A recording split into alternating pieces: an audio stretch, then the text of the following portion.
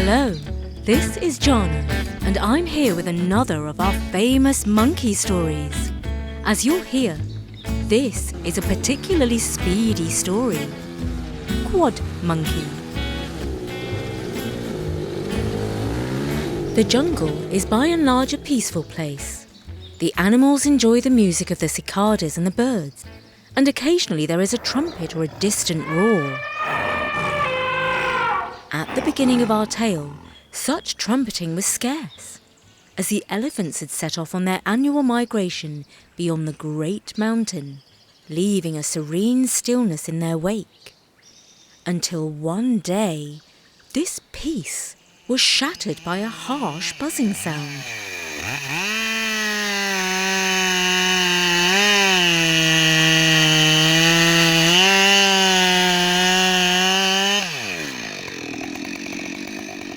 The animals instinctively knew that this noise was something to do with the humans, because most strange things in this world are. The monkey, who is less afraid of the humans than the other animals, went to investigate. From the safety of a high-up branch, he watched a man slicing through bushes with an electric saw, while others hacked at the undergrowth with sharp, curved scythes. Leaves fluttered to the ground and branches snapped underfoot as the men worked. The monkey soon realised that these humans were clearing the jungle tracks worn down by elephant feet. They were making them broader and more open, even felling trees to brighten the path with sunlight. After he returned home, the other animals gathered around his tree to listen to what he had found out. He told them what he had seen, and then the others spoke in turn. They all had their theories.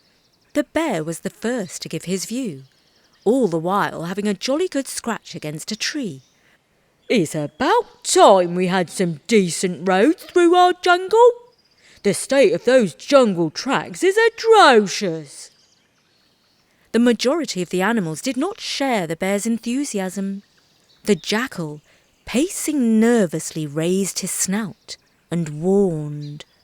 "Mark my words, the humans will ride on the backs of elephants along those tracks. Meow, and they will soon shoot their guns at the animals with the most valuable coats," added the tigress, flicking her tail. "Worse still, they will drive noisy machines along the roads and run us over," feared the hedgehog, his quills trembling. Then the guinea fowl ran around in circles, crying, "Oh, dearie me, fly away! Fly away as quick as you can! We are all doomed!" Her feathers fluffed out in panic. Some of the birds took flight, but they soon returned when they remembered they had abandoned their eggs and chicks in their nests. Wings flapped and rustled as they settled back onto their branches. The monkey called out, "Calm down, people! Calm down! It ain't the end of the world yet. I'll keep an eye on the humans and keep you posted." Over the next few weeks, he saw how the humans continued to clear the elephant tracks, making a broad path that cut through the jungle in a big circle that came right back to where it started. The sound of chopping and sawing became a constant background noise. The bear thought the circular path was a brilliant idea. "It shows how clever the humans are. They never get lost, because when they go on a journey, they always end up where they started." He chuckled, his belly shaking. The monkey, however, was suspicious.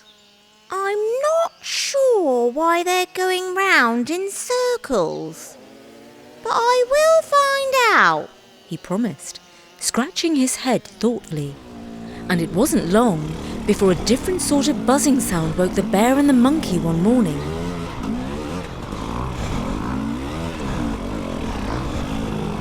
The bear bounded and the monkey swung over to the sound, and sure enough, they saw something very unexpected. The bear squinted and asked, "What kind of animals are those?" Those aren't animals. Those are humans on wheels. declared the monkey, hanging upside down from a branch, his tail curling round for balance. "You sure? They don't look much like humans to me," said the bear with a puzzled look. "They're all sorts of bright colours with zigzaggy patterns, and their heads are twice as big as human heads. And I can't see their eyes." Well, that's because they're wearing silly clothes and funny hats, said the monkey, swinging back upright and pointing with one hand. They are dressed up like that to have fun. The bear shook his head, trying to understand. "Their idea of fun is very noisy," he complained, putting his finger in his ears as the roar of engines grew louder, vibrating through the ground and shaking the leaves. The humans on wheels were making a terrific amount of noise as they zoomed around the tracks, their strange vehicles kicking up dust and leaves. In fact, the humans were riding quad bikes with 4 big wheels. The adults rode big bikes, and the kids rode smaller ones. Some of the humans were standing up as they rode, and some were sitting, but they were all gripping big handlebars for steering and having a lot of fun. The monkey and the bear watched, wide-eyed. One rider took a sharp turn, the quad bike skidding and then righting itself. Maybe those round hats are to cover their heads in case it rains, suggested the monkey. The riders were of course wearing protective gear including racing suits and helmets. But of course animals don't have protective clothing, so they didn't understand why they were dressed like that. One rider flew over a bump, almost coming off his bike. The vehicle soared high in the air before landing smoothly. Even the monkey was impressed by their acrobatics. Oh, that looks like a lot of fun, he said enviously. Then a rider went tipping over and went headfirst into the foliage before standing up and brushing himself off. "Ooh, that looks like ouch!" exclaimed the bear. The quad biking continued for the coming days. The engines whining and roaring on the jungle circuit became a constant presence, echoing through the trees. Some of the braver animals, such as the tigress, came over to get a glimpse of the noisy creatures on wheels, cautiously peeking as the riders zoomed past, their colourful racing suits and helmets creating a blur of motion. But most of the animals did not share her curiosity. The noise was too much for them to bear, and they stayed far away from the tracks. The constant roar and rumble were not just annoying, but quite frightening, sending shivers down their spines and making their hearts race. Soon, quite a few animals started to talk about moving home.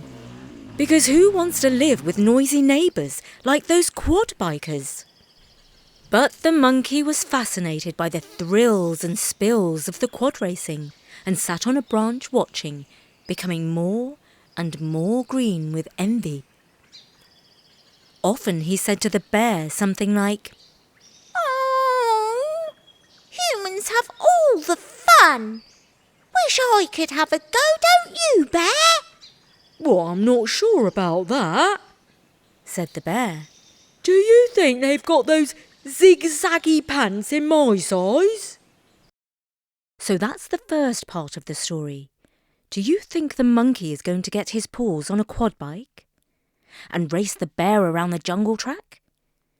Before we find out, here's a special offer that would keep any monkey, bear or kid occupied all summer long. It comes from our great sponsor, Crunch Labs. Crunch Labs is led by Mark Rober, a former NASA engineer who has 53 million subscribers on YouTube. So wouldn't you like to learn to think like an engineer? Crunch Labs is a subscription service that sends you boxes packed with fun projects, like the Wet Bandit water gun that we are currently working on. The instructions are great, and there are videos to help you put it together. Our kids are very eager to finish this project and test out the water pressure in that gun. In fact, I'm pretty excited about having a go with it myself.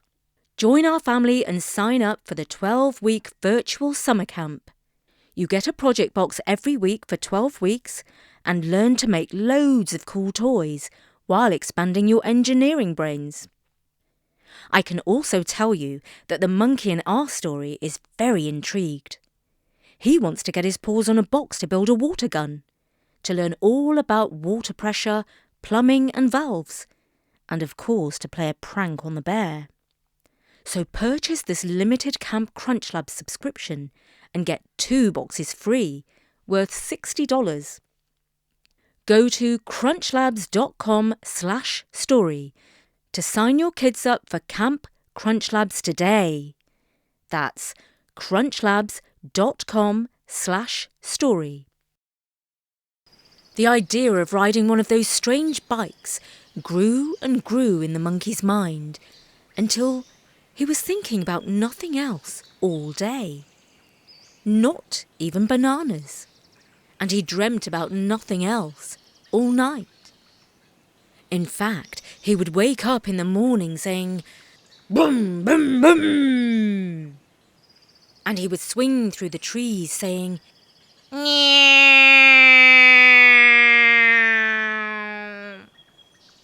so that all the other animals thought the bike sounds had driven him out of his monkey mind. Eventually, he just said to himself, I've just got to try one of those bikes. One evening when the humans had finished buzzing around the track for the day, he climbed into the compound where all the vehicles were kept. Ever so carefully, he approached one of the smaller bikes suitable for his size. He climbed onto the seat, his hands gripping the handlebars. He had watched the humans closely, so he had a rough idea of what to do.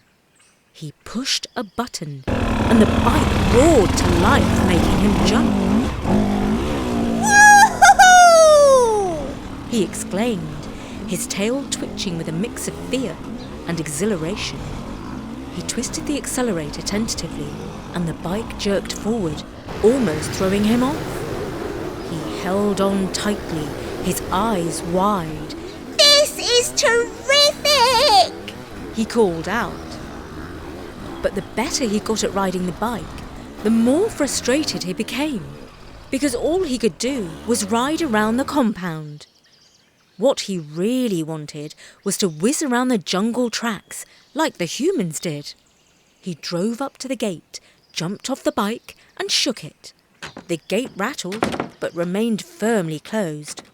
If only I could get a big, strong animal to help me, he thought.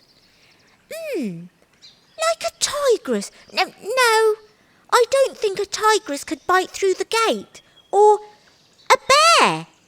But no, even a bear's head is not hard enough to charge through the gate. Well, I know. I need an elephant to help me. An elephant could knock down the gate. Easy peasy. Ah! But the elephants are not here right now. They're on the other side of the great mountain. Oh. The monkey sighed, remembering the majestic elephants. Every year, the elephants migrated to the lush valleys beyond the great mountain in search of the abundant food and water that the rainy season brought. They travelled to these fertile lands to feast on fresh grass, leaves and fruit, and to bathe in the plentiful rivers and lakes. However, he also knew that the elephants always returned to this part of the jungle once the dry season began. They would come back to the jungle to find shade under the dense canopy and drink from the deep, ancient water holes that never dried up. And as it happened, he did not have to wait too long before waking up one day to a distant, deep, rumbling sound. Not a buzzy whine like a quad bike, but a deeper boom, boom. As the sound came closer, the ground trembled slightly, and the leaves in the monkey's tree rustled. The monkey's ears perked up, and he scrambled to the top of the tallest tree to get a better look. From his vantage point, he saw a line of elephants travelling along the ancient jungle path. Whoopee! He called out.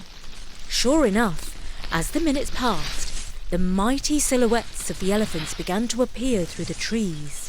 Their massive forms moved gracefully, and their trunks swung rhythmically as they marched. The leader of the herd let out a trumpet, announcing their return to their home in the jungle. Then, from his tree, the monkey called out, Oh, mighty king of the elephants, welcome back to the jungle. I'm sorry to be the bearer of terrible news, but as you will shortly discover, the humans have built a compound on your sacred ground. The place where your ancestors' tusks are buried. Where the great elephant spirit watches over the jungle. Do you swear this is not one of your tricks, little monkey? demanded the king of the jungle. I swear by the great banana tree. You will soon see for yourself that this monkey does not lie. The king of the elephant's eyes widened with anger. Our ancestors' resting place? Yes, The monkey exclaimed, gesturing dramatically. they even built a fence to keep you out. As if you were mere trespassers in your own home. The elephants began to trumpet angrily, their eyes narrowing with fury. The king of the elephants raised his trunk and let out a powerful call. This is an outrage. We must reclaim our sacred ground and restore honour to our ancestors. With a loud trumpet blast, the elephants charged towards the compound. The ground shook with their powerful steps, and the jungle echoed with their determined cries. That evening, the monkey and the bear returned to retrieve the bikes. Monkey, Asked the bear. can you really ride one of those things? Sure, Said the monkey. I'll be your driving instructor if you like. He jumped on the smaller bike and showed the bear how to rev up the engine and shoot off. The monkey zoomed around effortlessly, demonstrating with impressive flair. The bear, trying to copy him, revved up his bike, but shot straight into a termite hill and tumbled off. Cried out the monkey, Maybe you should wear a crash helmet. because he had figured out what the strange hats the humans wore were for. He was a clever monkey, you see. After they both donned helmets and the monkey found a pair of zigzaggy racing pants, they headed off around the jungle tracks. Despite the annoying roaring and buzzing of the bikes, the animals, birds and insects all watched in amazement at their fellow animals on wheels. The bear, still a bit wobbly, managed to stay upright and even started to enjoy himself. The monkey zoomed around, performing little tricks and making the other animals laugh. The jungle, once disturbed by human activity, was now filled with the joyous sounds of their own kind, having fun. And so the monkey and the bear raced around the tracks, the jungle echoing with their laughter and the astonished chatter of the other animals. And as for the humans, when they saw the devastation of their racing enterprise, They packed up what remained of their equipment and moved their racing track to the desert, where the noise and dust wouldn't disturb the delicate balance of nature. As the old jungle saying goes, where the elephants tread, wisdom and peace are sure to follow. And so, with the might and wisdom of the elephants, tranquility was restored to the jungle once more. And that was Quad Monkey, read by me, Jana, and written by Bertie for storynori.com. And don't forget to purchase your limited Camp Crunch Lab subscription and get 2 boxes free, worth $60. Go to crunchlabs.com/story to sign your kids up for Camp Crunch Labs today. See you soon for more stories. Bye for now.